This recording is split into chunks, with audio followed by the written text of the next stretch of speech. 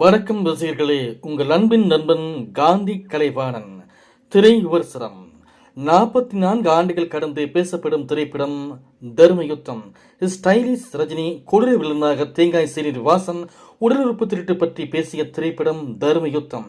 ஸ்டைலான look, body language என முழுக்க தனது மேன்னிசத்தால் கவர்ந்திருப்பார் ரஜினிகாந்த்.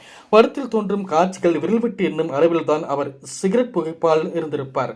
அப்போது சிகரெட் பிடிப்பது ஒரு ஸ்டைலாக இருந்தாலும் அது நிழலாகவே பார்க்கப்படுகிறது இன்று. உலக நாயகன் கமலஹாசனின் நண்பரும் இயக்குநருமான ஆர்சி சக்தி இயக்கியிருக்கும் தர்மயுத்தம் தங்கச்சி சென்டிமெண்ட் காதல் ஆக்ஷன் கடந்த த்ரில்லர் படமாக அமைந்திருக்கும் ஸ்டைல் மேனரிசத்தால் ரசிகர்களை வெகுவாக கவர்ந்த இந்த திரைப்படம் ரஜினிகாந்துக்கு சூப்பர் ஹிட்டாக அமைந்தது.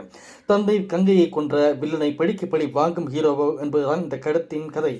இதில் ஹீரோவுக்கு பௌர்ணமி நாளன்று அரை மணி நேரம் வரை மனநிலை மாற்றம் ஏற்பட்டு வெறிபிடித்தது போல் ஆக்ரோஷமாக நடந்து கொள்ளும் வியாதியும் உள்ளது. இதனுடன் உடல் உறுப்புகளான இருதயம், கண்களை கடத்தி வெளிநாடுகளில் விற்கும் வில்லன் என திரைக்கதை அமைப்பில் சில ட்விஸ்டுகள் வைத்திருப்பார்கள்.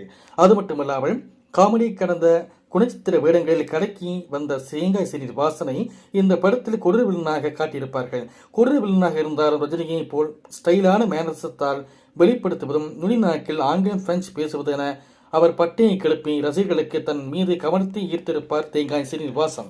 ரஜினியின் தங்கையாக வரும் லட்சுமி ஸ்ரீ கதாபாத்திரம் படத்தில் திருப்பு முனையாக ஏற்படுத்தும் விதமாக உருவாக்கியிருப்பார்கள். ரஜினிக்கும் லட்சுமி ஸ்ரீக்கு இடையே இருக்கும் பாச பிணைப்பை எடுத்துரைக்கும் விதமான காட்சிகள் ரசிகர்களை வெகுவாக கவர்ந்தன. குறிப்பாக ஒரு தங்க ரதத்தில் என்று தனது தங்கையை பாடும் ரஜினி பாடல் தமிழ் சினிமாவில் அண்ணன் தங்கை உறவின் மகிமையை வெளிப்படுத்தும் சிறந்த பாடலாக இன்று வரை பேசப்படுகிறது.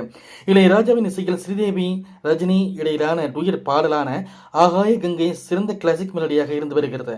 படக்கதையின் முக்கிய அம்சமாக உடல் உறுப்பு திருட்டு இருந்தாலும் அதை பற்றி வெளிப்படையாக காட்டாமல் ஒரு விதமான பரபரப்பை ஏற்படுத்தியிருப்பார்கள். ரஜினி ஸ்ரீதேவி இடையே ஆரம்பத்தில் நிகழும் மோதல் பின்னர் காதலாக மாறும் எபிசோட் கிளேஸ் காட்சிகளாக இருந்தாலும் புதிய கருத்தில் ரசிகர்களுக்கான விருந்தாகவே அமைந்திருக்கும். இந்த படத்தின் டைட்டிலில் ரஜினியின் தர்மயுத்தம் என்று காட்டுவார்கள். அதற்கேற்ப வெறும் பழிக்கப்படி என்று இல்லாமல் உடல் உறுப்புகளை விற்கும் சட்டவிரோத கும்பல் தலைவனை சட்டத்தின் பிடியில் பிடித்து கொடுக்கும் விதமாக நியாயமும் செத்திருப்பார்கள்.